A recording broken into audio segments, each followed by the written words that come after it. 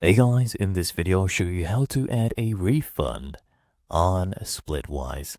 Now the first thing I want you to do is open up Splitwise on your PC, okay, on your web browser on your desktop, because this feature is not available on the mobile app yet.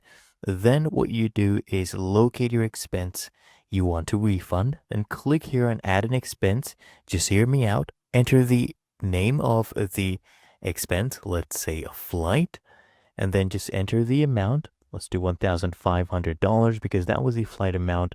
And then where it says split equally, I want you to click on that and then click here on this icon right here. Okay, it looks like a dollar sign cash symbol. Click on this. This is the reimbursement.